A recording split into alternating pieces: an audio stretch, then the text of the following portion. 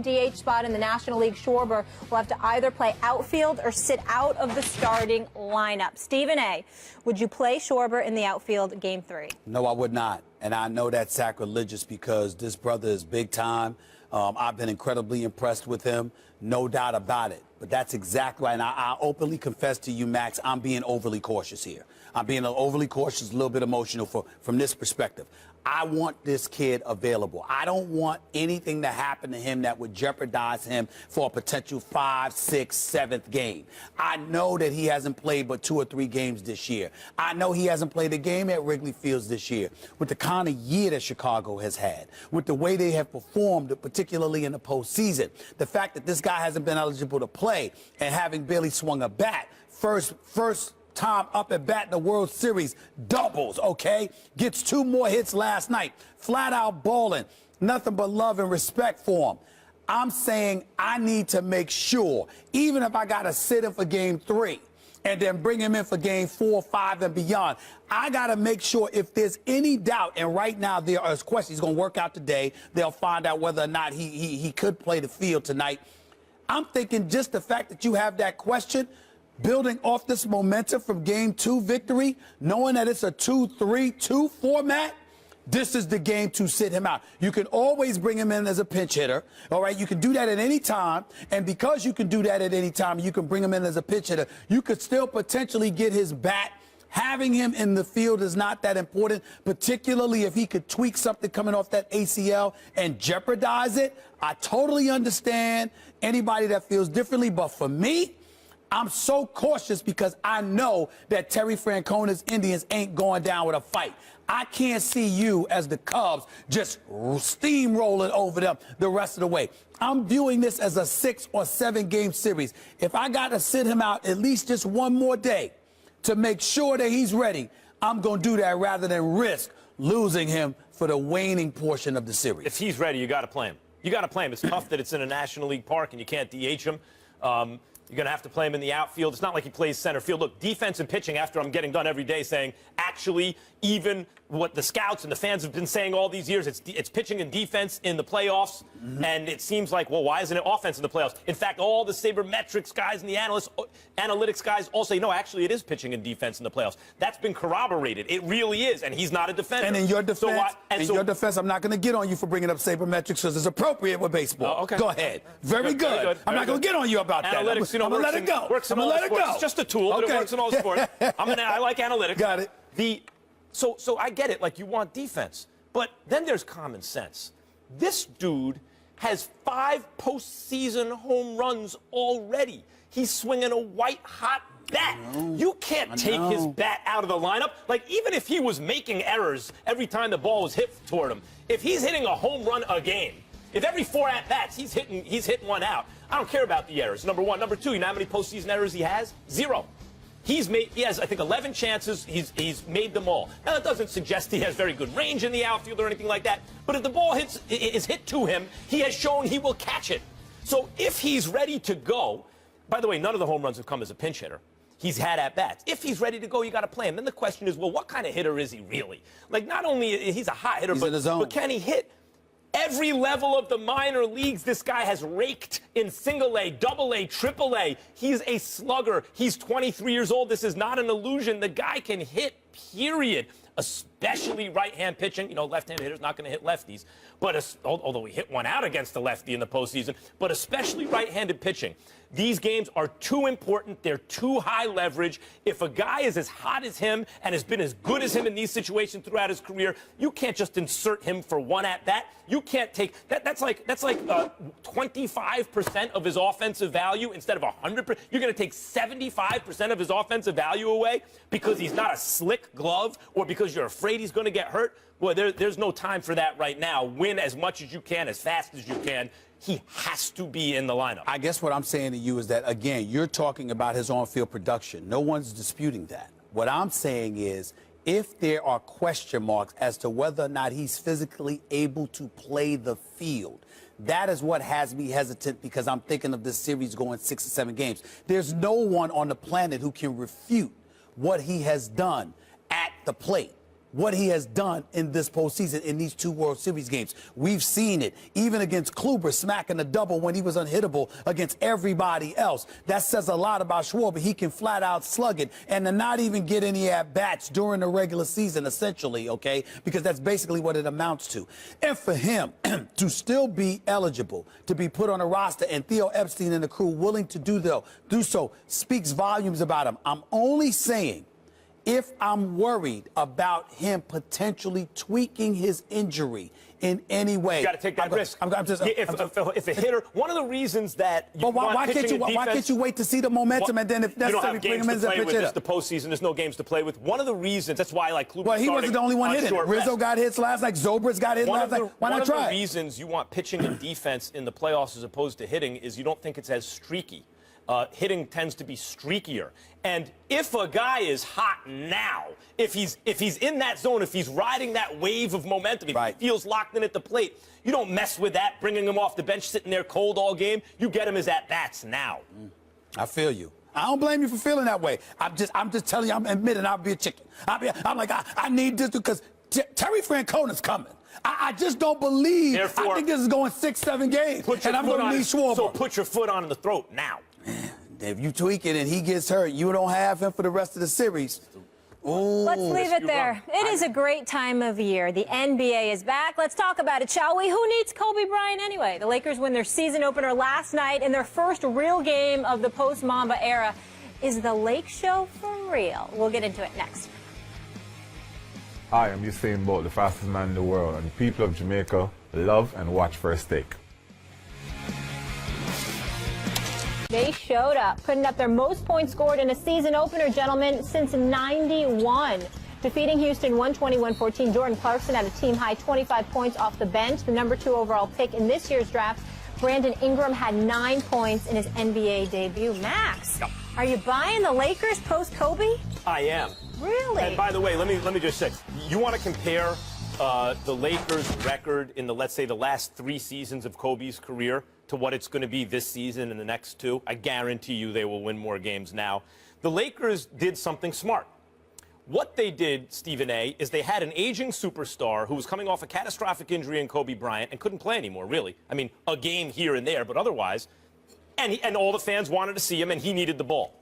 So what they did is they hired Byron Scott, unfortunately for Byron, basically to be a babysitter for Kobe. And they let Kobe play out the string and shoot as much as he wanted and do whatever he wanted. Legendary superstar, and the Yankees did the baseball version with Derek Jeter. It happens from time to time. But the upside was they got to draft really high. Even though they had traded a pick that was only top 5 protected and top 3 protected, they got to draft Brandon Ingram, D'Angelo Russell, to go with Julius Randle. They stole Jordan Clarkson in the 2nd round, and they got a really good nucleus. They took D'Angelo Russell when people like you were calling for them to take Okafor. In a league where the back-to-the-basket post guy who can't close out on the three-point shooter, switch on defense and everything, doesn't have nearly the value he used to have. They took a guy in D'Angelo Russell while he's limited in certain ways athletically, supposedly, even though he has a 39-inch vertical. This guy his passing in the pick and roll as a rookie was already better than the majority of veteran point guards, which is a skill you really need in this NBA. He shoots the 3 well off the bat and will only get better. They took a really, really good point guard for this modern NBA system and have surrounded him with elite draft talent. That was the result of signing Kobe to that contract. So they won on all fronts. They gave the fans what they want. They gave Kobe what they want. They let him exit the way they wanted. Then, when that era's over, they bring in the coach they actually want in Luke Walton. And they're now going to run a modern NBA system with the pieces they need to run it. The future's bright for the Lakers. Well, first of all, I think you're giving them too much credit because a lot of it was by accident, and I don't even have time to go into the accident that the Lakers have been over recent memory. But I have, and I will on national TV make a declaration.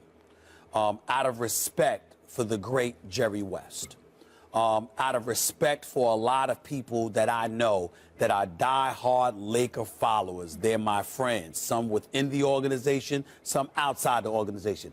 I've turned over a new leaf. Really? I'm not going to excoriate and vilify Jim Buss on a regular basis, regardless of the respect I don't have for him, regardless of the job I think he has done on too many occasions. Remember, Max Kellerman, when I've gotten on Jim Buss, unlike critics who have questioned his basketball acumen, I have never questioned that. I've never said Jim Buss doesn't know what he's doing. What I've said is that, and what I've excoriated him for, was allowing his emotions to get in the way of his basketball judgment. Because you're concerned with who your sister's dating, because you can't stand the coach, because you think or knew your father didn't like somebody, or whatever the case may be, you made decisions that got in the way of this organization moving progressively forward. That was my issue with him, not his basketball acumen or supposed lack thereof. No, it was letting his emotions get in the way of his judgment. But I have promised people that I love dearly that I'm going to be nicer to Jim Buss. So that's here news. Used to come on my radio show every couple of weeks. It's big news. I like the new you, Stephen A. I'm going to be nice to Jim Buss from now on. Having said that, let me say this. When we look at the Los Angeles Lakers, I'm not going to get excited because they played the Houston Rockets. Mike D'Antoni, here we go again, former Laker coach, who was brought in by Jim Buss, who backdoored Phil Jackson in the middle of the night and brought Mike D'Antoni in. Again, I'm going to be nice. I'm not going to go there. What I will say to you is this. This same guy, in terms of looking at the Houston Rockets, what happened here, Max Kellerman? You gave up 120 points. Your first game as coach of the Houston Rockets, you surrender 120 points. Let me read out some of these names. And I mean no disrespect, because I'm fond of all of these kids and I think they have promise. But can you tell me whether it's Jordan Clarkson, who came off the bench, by the way, and I think that's a brilliant move by Luke Walton to bring him off the bench. He dropped 25 last night. Lou Williams, who can play. We know these guys can play. Nice contract. They signed Lou Williams, too. Right, not except $7 million a year. Not bad, not bad. Clarkson in the second round. But listen to this. Julius Randle, D'Angelo Russell, Lou Al Deng, Swaggy P, and Timothy Mozgov is your starting five. And you give up 120 points? 120.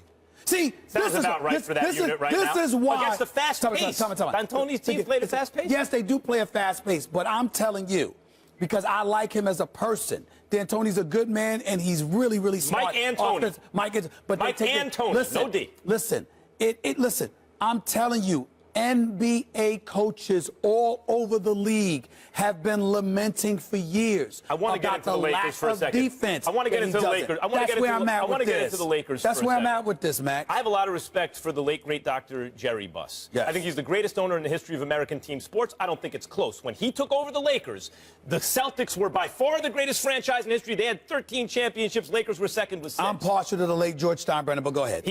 By the way, I'm the biggest Yankee fan in the world. The answer is Dr. Buss. Dr. Jerry Buss, by the time he passed, the Lakers had the second most championships in history by 1. They basically have caught the Celtics, and they're killing them, trouncing them, destroying them and every other franchise in the modern era with 10. Post-shot clock, merger, whatever you want to define the modern era as, the Lakers have absolutely owned it. And the last thing that Dr. Buss did, I think almost as a legacy move, was he left a structure in place for the team where Jim Buss was going to be the head of basketball, and Jeannie Buss really the team boss. She's the one who shows up at the owner meetings. She's the head of business. And I think he did that for a reason. I think he wanted to make sure, I have a lot of admiration for the family, that he wanted to keep the family together, that he wanted to make sure the children had to work together in order for the Lakers franchise to have success. Didn't happen at first. When they pulled off that Chris Paul heist, which was a heist that Jim Buss and Mitch Kupchak deserve amazing credit for, Jeannie Buss was at the owners' meeting. She could gauge that these owners were not happy with the way things were going, and the lack of communication between her and Jim resulted in effect, that trade was rescinded. The lack of communication between the siblings. And I believe over time, now that Kobe's gone, now that that's not an issue anymore, the communication will get better. And as that happens, the Lakers will also get better. I think the future is bright. I let you go. You can believe what you want. I'm giving you facts in terms of what happened. You just dropped a lot of facts, and I appreciate that. But let's understand the context in which it was given. You knew that the league was were the de facto owners of the New Orleans Hornets at the time. So the chances of the Chris Paul trade going through was slim to none because Dan Gilbert, fresh off LeBron exiting from Miami, and the maelstrom of cynicism and beyond that ultimately that was going to provoke, that wasn't the time. What I mean by that is this. When you acquire Chris Paul, you don't acquire Chris Paul and save $20 million in cap space. Go back and read Dan Gilbert's letter to the league. You're arguing they made too good a deal. No. That Jim made too good a deal. Let me tell you why. Exactly. But let me tell you why that's relevant. Because you didn't make it with a foolish owner. The league were the de facto owners that had an obligation to look out for the league, not just the team. You have to know that if you Mitch Kupchak and Jim Buss and Jeannie Buss and them. And the fact that they weren't communicating well enough, which means they couldn't read the tea leaves, it compromised them. So you're saying, oh, now we're going to move forward and better times are ahead. I'm saying there was never a reason for the bad times to exist and get in the way of the basketball decisions. Think about the point you're making. They messed up for years and put this in. You were working radio in Los Angeles, which is why I let you go on with that. Come on now. You in L.A. How miserable were your times in L.A. talking about the Lakers? You going to sit up there and mess up this franchise for years Only and years. If they would have taken Okafor over D'Angelo Because of your personal feelings. Because of your personal feelings. That's inexcusable, man. You don't put a city through what the Lakers put them through just because your siblings don't get along with each other. You don't do that. Think about what you're saying. You're actually saying you're excoriating Jim Buss and Mitch Kupchak because the deal, Jim Buss, because the deal he pulled off was so devastating.